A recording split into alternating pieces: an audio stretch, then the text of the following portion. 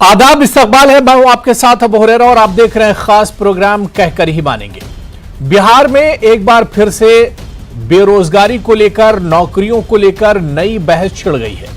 आपको याद होगा कि साल 2020 में जिस वक्त बिहार के असेंबली इंतखाबात होने वाले थे, उस वक्त तेजस्वी यादव ने रोजगार के मसले को, नौकरियों को लेकर और बेरोजगारी को लेकर जोरों शोर से इस मुद्दे को उठाया था। इस पर अपोजिशन की तरफ से भी, मतलब जो उस वक्त सरकार थी, या ये कहा जाए कि एनडीए की तरफ से काफी बयानबाजी हुई थी और लालू यादव के दौर को जंगल राज कहा गया था और इस पर काफी ज्यादा सियासत देखने को मिली थी। लेकिन एक बार फिर से तेजस्वी यादव नीतीश कुमार के साथ इख्तिदार में आए हैं, नायब वजीर आला बिहार के बने हैं, तो हलफ लेने के बाद उन्होंने जो बड़ा बयान दिया है, उन्होंने यही कहा कि 1 महीने के अंदर 10 लाख बेरोजगार नौजवानों को रोजगार से जोड़ा जाएगा, नौकरियां दी जाएंगी। यह बयान तो अपनी जगह 2020 से ही यह बयान चल रहा है, लेकिन एक बार फिर जब तेजस्वी यादव इख्तिदार में आए तो उन्होंने यह बयान दिया है। लेकिन बड़ा सवाल यह उठता है कि वसाइल कहां से आएंगे, क्या कुछ करने की जरूरत होगी, क्या इतनी इस्तेताअत सरकार के पास है कि वो 10 लाख लोगों को नौकरियां दे सके, या महज इसे एक सियासी जुमला कहा जाए। आज इसी को हम समझेंगे। बहुत खास मेहमान मेरे साथ जुड़े हुए हैं। बहुत जल्दी अपने मेहमानों का आपसे तारुफ करा देता हूं। मेरे साथ प्रोफेसर अजफर शमसी साहब हैं, जो कि तर्जुमान हैं बीजेपी के। मोहम्मद नेमतुल्लाह साहब सीनियर लीडर हैं जेडीयू से। कुंतल कृष्णा जी हैं, स्पोक्सपर्सन है कांग्रेस के। और उचित शर्मा साहब हैं, जो कि सीनियर सहाफी हैं, जर्नलिस्ट हैं, वो भी हमारे साथ चर्चा में जुड़े हुए हैं। सभी मेहमानों का बहुत इस्तकबाल है न्यूज 18 उर्दू में। मैं सबसे पहले मोहम्मद नेमतुल्लाह साहब आपसे ही शुरुआत करना चाहूंगा। नेमतुल्लाह जी, 2020 के चुनाव में बिहार की रोजगारी, बदहाली, पिछड़ापन को लेकर काफी सियासत हुई थी, बयानबाजी हुई थी, लेकिन एक बार फिर इस पे बहस छिड़ गई है। तेजस्वी यादव ने, नई जो सरकार बनी है जेडीयू और आरजेडी के इत्तेहाद में, इस पे फिर से अब तेजस्वी यादव ने कहा है कि 1 महीने के अंदर बिहार के 10 लाख बेरोजगार नौजवानों को नौकरियां दी जाएंगी। जी, इसमें गलत क्या कहा है, उन्होंने सही कहा है जी। इसमें हम लोग बैठेंगे, कैबिनेट का विस्तार, अभी 2 ही मंत्री लिए हैं, कैबिनेट का विस्तार होगा, उसमें सारा सृजन होगा, और कितने पद खाली हैं, हर डिपार्टमेंट में काफी खाली है, उस सबको इकट्ठा किया जाएगा, फिर रोजगार का व्यवस्था होगा। जब उन्होंने कहा है तो इस पर पूरा चर्चा होगा, मुख्यमंत्री से राय मशुरा करके वो आगे इस पर कदम आगे बढ़ाएंगे और ये जो उन्होंने वादा किया उसको पूरा करेंगे। ये इंफ्रास्ट्रक्चर तैयार होगा पूरा और उस पर अमल दरामद किया जाएगा। और जो बेरोजगारी है, पूरे बेरोजगारी जो दिन ब दिन बढ़ रही है, यहाँ तो सेंट्रल गवर्नमेंट ने तो बेरोजगार, महंगाई, बदहाली और बढ़ा दिया है। इसीलिए हम लोगों ने हमेशा ये डिमांड किया है कि बिहार को विशेष राज्य का दर्जा दो, पैकेज दो। माननीय प्रधानमंत्री ने यहाँ गोली लगा के गए, लेकिन कुछ नहीं दिया। और दिन पर दिन अपने वसाइल से नीतीश कुमार ने जो बिहार का विकास किया है, वो एक अपने आप में एक सराहनीय काम किया है।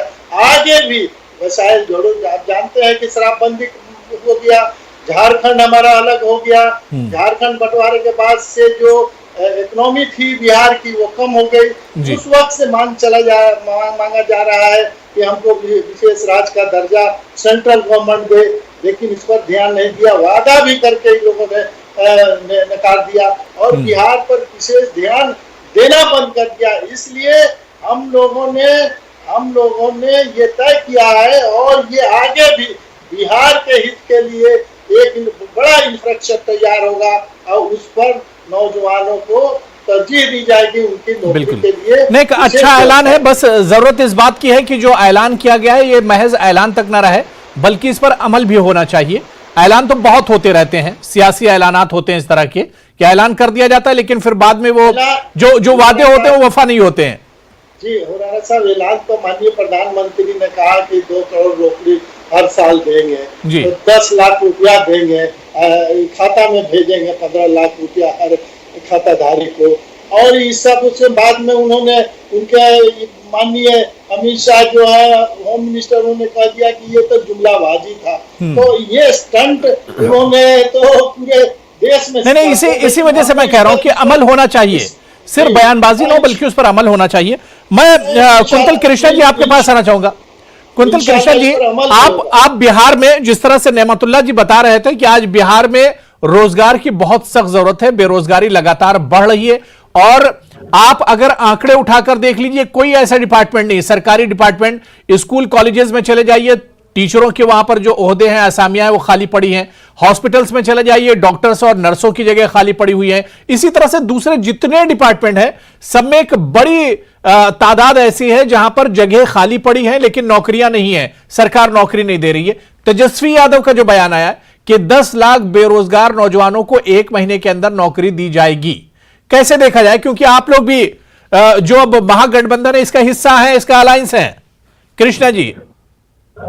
अबू साहब, तेजस्वी यादव ने ये बयान अभी सरकार में आने के बाद नहीं दिया जी। तेजस्वी यादव ने ये बयान जिस वक्त 2020 के असेंबली इलेक्शन थे उसी दरमियान कहा था कि साहब ये हमारा वायदा है अगर हम सरकार में आते हैं।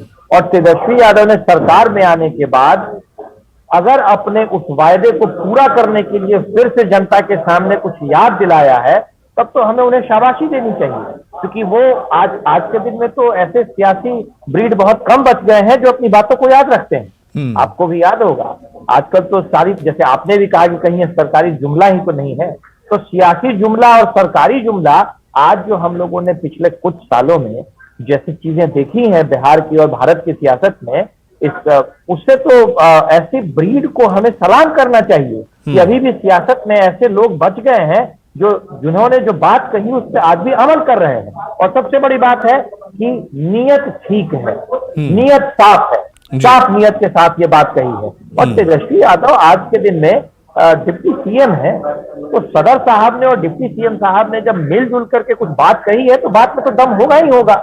इसीलिए आप निश्चिंत रहें, वक्त आने दें, अभी कुछ कॉन्स्टिट्यूशनल चीजें होनी बाकी है, काउंसिल ऑफ मिनिस्टर्स का गठन होने दें, और मुझे पूरा यकीन है कि आपके सामने भी ये बयान बिल्कुल जमीन पे उतरेगा, ये सियासी बयान बिल्कुल नहीं होगा, ऐसा मेरा आपसे वायदा है। ठीक है, यानी जो बात कही जा रही है उसे जमीन पर एक तरह से उतारा जाएगा, उस पर अमल किया जाएगा। मैं प्रोफेसर असफर शमसी साहब आपके पास आऊंगा। शमसी साहब, 2020 में भी जब ये बयान तेजस्वी यादव ने दिया था तो इस पर काफी चेमेगोइयां हुई थी, काफी इस पर बहस छिड़ गई थी। अब तेजस्वी यादव सरकार में है, डिप्टी सीएम है, और उन्होंने वादा किया है कि 20 लाख नौजवानों को नौकरी दी जाएंगी। और आप खुद अच्छे से जानते हैं शमसी साहब कि बिहार में रोजगार को लेकर जो हालात हैं वो किस तरह के हैं, कितने संगीन और कितने खराब हालात हैं। देखिए, मुझे तो राजेश खन्ना का वो गाना याद आ रहा है जी। इसमें उन्होंने कहा था कि वादा तेरा वादा, वादे पे तेरे मारा गया, बंदा में सीधा साधा, तो मैं कहूंगा स्टूडेंट सीधा साधा। तो ठीक है, उन्होंने बोला, लेकिन डायरेक्ट वो बनने के बाद उनकी भाषा में परिवर्तन आ गया। वो कहने लगे कि मेरी सरकार, मैं और हम, ये 2 वर्ड बोले कि मैं और हम। तो सवाल है, हम डायरेक्ट कहने का मतलब था, तो भाई आपने कहा है, तो आपने तो पूरा डाटा दिया था, और उस डाटे में आपने सरकारी नौकरी की बात की थी। केवल आपने ऑर्गेनाइज सेक्टर या अनऑर्गेनाइज सेक्टर की बात नहीं की थी। आप तो कहे थे कि सरकारी नौकरियों में हम इतना देंगे। बहुत अच्छी बात है, आप आए हैं, लेकिन केवल बोलने से नहीं होता है, उस पर इम्प्लीमेंटेशन करना पड़ता है, पहली बात। दूसरी बात, ये तो वक्त ही बताएगा। मैं ये पूछना चाहता हूं कि जहां पर माननीय नीतीश जी मुख्यमंत्री हैं, क्या बोले थे? अगर आप 17 का ट्वीट उठा के देखिए तो लालू जी क्या बोले थे कि जिस तरह सांप हर 2 साल में अपनी कचली बदलता है, उसी तरह नीतीश जी कचली बदलते हैं। कौन लोग बोले थे कि उनके पेट में दांत है? किसने कहा था ये बात कि पलटू चाचा है? तो बहरहाल ये तो वक्त बताएगा। आगे आगे देखिए होता है क्या। हकीकत ये है कि ये सरकार वही सरकार है। बताना चाहिए नीतीश जी को कि जब वो अलग हुए थे तो क्या कह के अलग हुए थे, करप्शन के सवाल पर कह के अलग हुए थे। और वो बोले थे कि तेजस्वी जी को बताना चाहिए कि जो उन पर एलिगेशंस लग रहे हैं भ्रष्टाचार के, या अपने वकील के माध्यम से, क्या आज ये सारे भ्रष्टाचार खत्म हो गए? आज वो बिल्कुल साफ सुथरे हो गए? अभी तो सवाल ये पैदा होता है कि आप देखिए आगे क्या होगा। कहने का मतलब ये है कि ये फिर वही याद पुरानी आ गई। अभी सरकार बनी है, शायद आपके चैनलों पर भी आया होगा कि 2 दिन के अंदर किस तरह से पटना में लूटपाट शुरू हुई है। यानी जंगल राज भी नहीं, महाजंगल राज, जिनका वर्किंग कल्चर इस प्रकार का रहा है, और उसी वर्किंग कल्चर के खिलाफ जाकर नीतीश जी जब तक बीजेपी की सरकार रही तब तक लूटपाट नहीं हुई, जब तक बीजेपी की सरकार रही तब तक गुंडागर्दी नहीं हुई। नहीं, ये 2 दिन के अंदर, और जब भी अगर हम सरकार में रहने के बाद भी अगर सरकार की खामियां थी तो हम उन बातों को उठाते रहते थे। अगर शराबबंदी का मामला था, शराबबंदी हुई थी, सब लोग साथ थे, लेकिन जब शराबबंदी का इम्प्लीमेंटेशन नहीं हो रहा था, पुलिसों के अंदर उसकी बिक्री हो रही थी, हम लोगों ने विरोध किया, हम लोगों ने आवाज उठाया कि यह गलत हो रहा है। तो हम तो विपक्ष में भी एक पॉजिटिव बात को उठाते रहेंगे, सरकार में थे तब भी उठाते रहेंगे। आज जो लोग ये बात कह रहे हैं, नहीं तो अब आप लोग विपक्ष में हैं, आप अपोजिशन में क्या चाहते हैं कि नौकरी सरकार दे कि ना दे? निश्चित रूप से देना चाहिए। मैं तो बार बार बोल रहा हूं जी, मैं तो बार बार बोल रहा हूं कि जो उन्होंने वादा किया है उसका, क्योंकि उन्होंने डाटा के साथ किया था कि कौन से डिपार्टमेंट्स में कौन कौन से सीट खाली है सरकारी, बिल्कुल, गैर सरकारी को छोड़ दीजिए। और अब उनके बाद में ही डाइवर्शन हो गया, मैं और हम का इस्तेमाल वो करने लगे, और वो 10 से नीचे कहे मैं इसको करूंगा, अभी मैं डायरेक्ट मुख्यमंत्री नहीं हूं, उप मुख्यमंत्री हूं। तो खैर, इससे तो आपका इंटेंशन का पता चलता है, लेकिन ये बिहार की जनता है, बिहार की जनता ये देख रही है कि किस प्रकार नहीं, बिल्कुल बिल्कुल जनता सब कुछ समझती है, और जनता ये भी देख रही कि तेजस्वी यादव ने कहा कि 1 महीने के अंदर हम इस पर कदम उठाएंगे, काम करेंगे। तो अब जनता ये भी आगे आगे देखेगी कि उनका 1 महीना सिर्फ ये एक महज जुमला है या फिर इस पर काम भी होगा। मैं उचित शर्मा साहब हमारे साथ जुड़े हुए सीनियर जर्नलिस्ट हैं, उनसे कुछ चीजें बिहार से मुतालिक समझ लेता हूं। उचित शर्मा जी, जो आंकड़े हैं आप देखिए कि बिहार में मुल्क की 3री सबसे बड़ी आबादी है, और गरीबी की अगर बात की जाए, पिछड़ेपन की बात की जाए, तो मुल्क में सबसे पिछड़ी रियासत बिहार को बताया जाता है आंकड़ों के हिसाब से। अब जब नौकरियों की बात होती है तो आप देखिए, चाहे ऑर्गेनाइज सेक्टर हो, चाहे अनऑर्गेनाइज सेक्टर हो, चाहे वो गवर्नमेंट डिपार्टमेंट हो या फिर प्राइवेट डिपार्टमेंट हो, हर जगह पर बहुत बुरी हालत है। तेजस्वी यादव ने जो कदम उठाए, इसे आप किस तरह से देख रहे हैं, जो उन्होंने ये ऐलान किया है कि 10 लाख नौकरियां दी जाएंगी? देखिए, एक अगर वादा है जो ये चुनावी वादा है, व्यवहारिक दृष्टिकोण से इसको कारगर साबित करना बहुत टफ है। ये किसी भी सरकार के लिए, केवल तेजस्वी के लिए नहीं। अगर ये वादा आप अरविंद केजरीवाल भी करें तो भी तकलीफ है, छत्तीसगढ़ के मुख्यमंत्री करें तो भी तकलीफ है, और यही वादा माननीय प्रधानमंत्री जी ने भी किया था, 2 करोड़ रोजगार देंगे, तो भी गलत था, वो संभव है नहीं। देखिए अभी जो बिहार की राजनीति है उसको आप समझने की कोशिश कीजिए कि जब वो उन्होंने वादा किया तो वो सत्ता में नहीं थे, वो सत्ता के लिए लड़ रहे थे। अभी वो सत्ता में जब आए हैं तो लड़के नहीं आए हैं, समझौते के थ्रू आए, समझौते के मार्फत से आए हैं। तो अभी उनके जो वादे हैं वो निश्चित तौर पे अगर उनके वादे में अमल करना होगा तो आप देखिए, अभी तो उनको शुभकामनाएं के अलावा और कुछ हम सब दे नहीं सकते कि अगर ऐसा कर सकते हैं तो बहुत अच्छा है। आप इसको बाइफरकेट मत कीजिए, खासकर अभी जो बोल रहे थे कि सरकारी नौकरियां, प्राइवेट भी नौकरियां, प्राइवेट में मत जाइए, सरकारी का आपने वादा किया था। देखिए, हमारा हिंदुस्तान में पकौड़े वाले को भी हमने रोजगार बोला है, ऐसा केंद्र की सरकार ने बताया। तो जिस देश में पकोड़े वाले को भी हम रोजगार बोलते हैं, उसमें सरकारी क्या गैर सरकारी क्या, लोग रोजगार चाहिए, बिहार की जनता को रोजगार चाहिए। वहाँ पे एक केवल श्रमिक सप्लाई स्टेट बन चुका है वो, वहाँ हमने कई वादे किए हैं, माननीय प्रधानमंत्री जी ने कई वादे किए, लेकिन पूरा नहीं किए।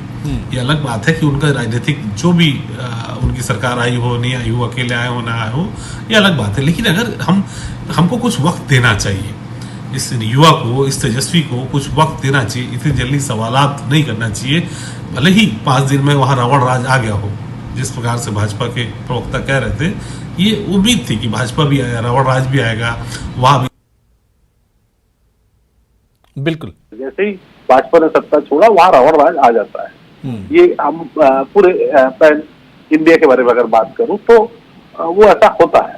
लेकिन अगर ये 10 लाख रोजगार की बातें किए हैं तो निश्चित तौर पर कुछ ना कुछ तो उससे उम्मीद करता है। नहीं बिल्कुल, उनका ये वादा है, एक उम्मीद है, और इस पर अब मौका भी दिया जाना चाहिए कि आखिर क्या करते हैं तेजस्वी यादव। मौका मिला है जी बिल्कुल, अबू जी, उनको मौका मिला है जी। किस्मत ने उनको मौका दिया है, जनता ने उनको मौका दिया है, तो निश्चित तौर पर कुछ ना कुछ तो होगा। ये सवालात आप बचा के रखिए, कुछ दिनों के बाद उसको बचा के रखिए। उन्होंने जो समय मांगा है, जो चीजें मांगी है, कितना वो उसमें खरे उतर पाते हैं, किस प्रकार से संधि वाली सरकार पे वो कारगर साबित हो पाता है, क्या अपने वादे पूरे कर पाएंगे कि नहीं कर पाएंगे, ये वक्त के ऊपर थोड़ा छोड़ देना चाहिए। फिलहाल ये इतने कठिन सवाल मुझे नहीं लगता कि युवा तेजस्वी से अभी पूछे जाना चाहिए। ये जरूर उनका वादा समय समय पर याद दिलाते रहे कि आपने जो वादा किया था किस तरीके से, आप तो कुछ भी सरकारी नौकरी दे, प्राइवेट दे, रोजगार के सृजन उपलब्ध कराए, इंडस्ट्री डाले या जो भी करे, रोजगार उपलब्ध उनके प्रदेश में हो, ये बड़े मायने रखता है। बिल्कुल जाहिर सी बात है कि मौका मिला वो कर दिखाते हैं या नहीं, उनका वादा कितना सच होता है ये देखना बहुत अहम होगा।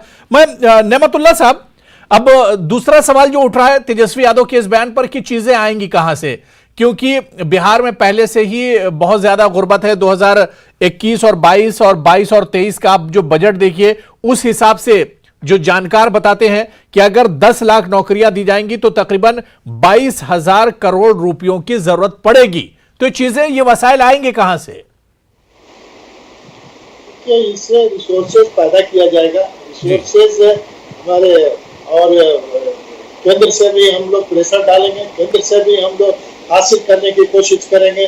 उसके लिए जो कर्म करना पड़ेगा, हम लोग एहतजाज, तहरीक जो करना पड़ा, केंद्र से हम लोग उसको लेंगे, प्रेशर डालेंगे। उसका जो हिस्सा हम लोग का हक है, उसको उससे नहीं, जो प्रधानमंत्री, माननीय प्रधानमंत्री ने जो वादा किया है, उसके लिए भी हम लोग कहेंगे कि उनको वादा पूरा करें। इसके लिए हम लोग उनसे गुहार लगाएंगे इसमें, और अपना रिसोर्सेज भी हम लोग पैदा करेंगे। इसके लिए हम लोग आगे बढ़ेंगे, कोशिश करेंगे, इंफ्रास्ट्रक्चर तैयार करेंगे हम लोग। कुंतल कृष्णा जी, क्योंकि ये सवाल तो सर बहुत अहम है कि रिसोर्सेज मतलब कहां से, चीजें कहां से आएंगी, इंफ्रास्ट्रक्चर या जो वसाइल हैं वो आप कैसे पैदा करेंगे? आप एक तरफ वादा तो कर लेते हैं, ऐलान तो कर देते हैं, लेकिन जमीनी सतह पर उस चीज को जमीन पर उतारेंगे कैसे?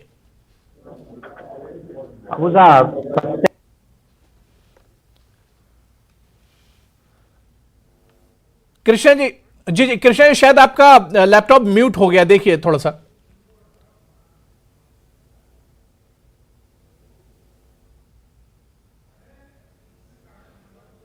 कुंतल कृष्णा जी, मेरी आवाज आ रही है आप तक? चलिए ठीक है, शायद कुंतल कृष्णा जी आपकी आवाज मुझ तक नहीं आ रही, शायद आपका सिस्टम जो है म्यूट हो गया है।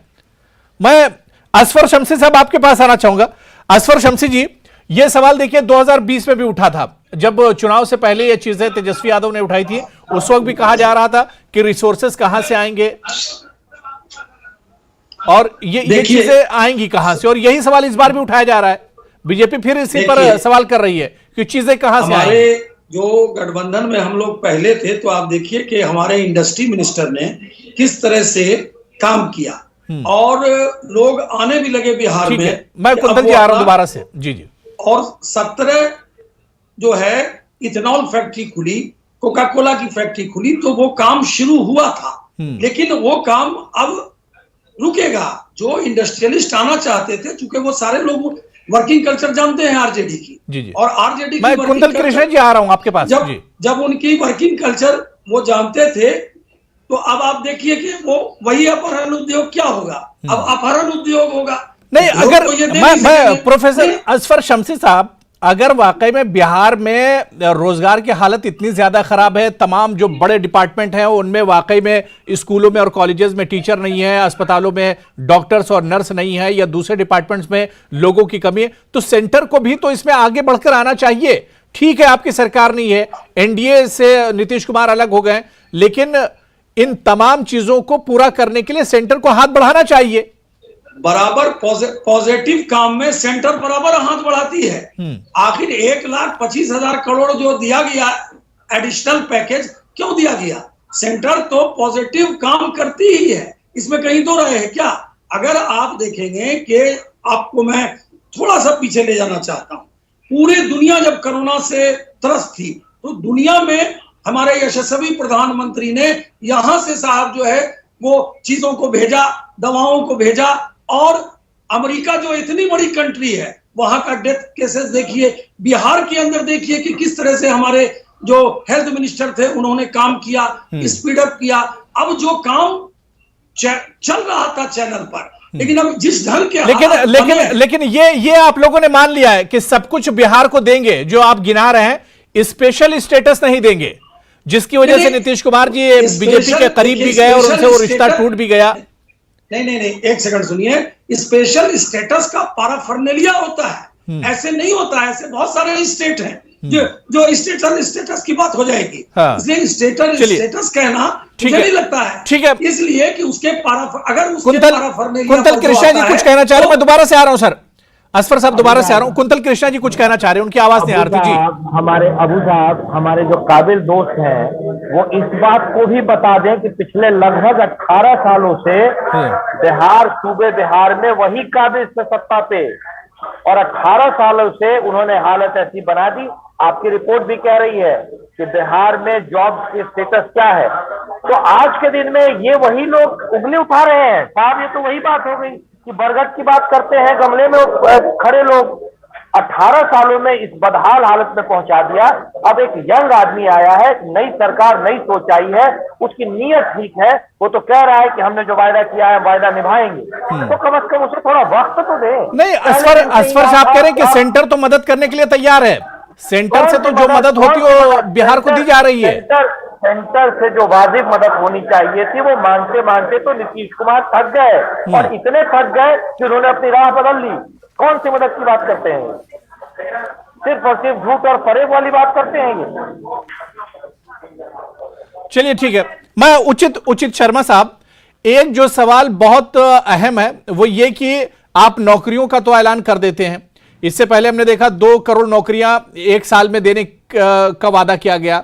बिहार में 2020 में तेजस्वी यादव ने जो ऐलान किया था वही फिर से ऐलान है और उसी पर चर्चा हो रही है। चीजें कहां से आएंगी, कैसे आएंगी, यह सवाल बहुत अहम हो जाता है। और जो आंकड़ा मैं बता रहा था कि 22,000 करोड़ की जरूरत पड़ेगी अगर 10 लाख नौकरियां दी जाती हैं। जी बिल्कुल, ये आकलन पहले से करना चाहिए। चुनावी वादे हम कर तो देते हैं, मगर उस पर हम तामील कैसे हो, कैसे उस पर कार्रवाई हो, कैसे वो पटल पे आए, ये हम चर्चा बिल्कुल नहीं करते। उदाहरण के तौर पे हम बता रहे हैं कि हम छत्तीसगढ़ में हमारे यहाँ वादा किए थे कि महंगाई भत्ता हम आपको देंगे। महंगाई भत्ते का जो आर्थिक बोझ हो रहा है वो मात्र 400 करोड़ का हो रहा है, लेकिन 400 करोड़ भी हम मैनेज नहीं कर पा रहे हैं, तो ये 22,000 करोड़ का मामला है। तो हम यही कहना चाह रहे हैं कि अगर कोई भी सरकार, कोई भी राजनीतिक पार्टी कोई भी चीजें अगर वादा करती है तो उससे पूछा जाना चाहिए कि इसके पीछे आपकी ब्लूप्रिंट क्या है, इसके पीछे आप बताएं तर्क क्या है, आप पैसा कहां से लाएंगे, कैसे उसको लोगों को बांटेंगे, कैसे नौकरी देंगे, इस बातों पर सवाल करना चाहिए, सवाल होना चाहिए। ये दिक्कतें होती है कि सब आप चुनावी वादे पूरे आप बोल के आ जाते हैं, लोगों को दिग्भ्रमित करते हैं, कंफ्यूज करते हैं, आपके हम ऐसी नौकरियां देंगे, ऐसा महंगाई भत्ता देंगे, तमाम वादे कर देते हैं लेकिन होते नहीं है। उसका रोल मॉडल क्या होगा, उस तकनीकी रूप से कैसे पटल पे आएगी, पैसे की आवक कहां से होगी, वो चीज नहीं कर पा रहे। ये आलम है कि शराबबंदी का एक बड़ा वादा कांग्रेस सरकार का था, उसको भी पूरा नहीं कर पा रही है सरकार, क्योंकि 6,000 करोड़ की रेवेन्यू है छत्तीसगढ़ को। नहीं, बिल्कुल जाहिर सी बात है कि सरकारें तो आता है, वादे तो कर लेती हैं, ऐलान कर दिए जाते हैं और उसका इंतजार होता रहता है, लेकिन इंतजार खत्म होता है, सरकारें चली जाती हैं और वादे पूरे नहीं होते हैं। अब एक बार तेजस्वी यादव ने फिर से ऐलान किया है, क्योंकि इनके ऐलान पर नौजवान इस वजह से भरोसा कर रहे हैं, क्योंकि ये युवा है, नौजवान है, इस वजह से भरोसा कर रहे हैं कि शायद नौजवानों की जो परेशानी है, बेरोजगारों की जो परेशानी है, इस पर तेजस्वी यादव कुछ करेंगे। तो ये देखना बहुत अहम होगा कि आने वाले दिनों में तेजस्वी यादव का ये जो वादा है कितना पूरा होता है, या महज ये भी एक जुमला ही साबित होगा। बहुत बहुत शुक्रिया, बड़ी अच्छी बातचीत हुई। उचित शर्मा साहब, कुंतल कृष्णा जी, मोहम्मद नेमतुल्लाह साहब और प्रोफेसर असफर शमसी जी, सभी का बहुत बहुत शुक्रिया। आदाब।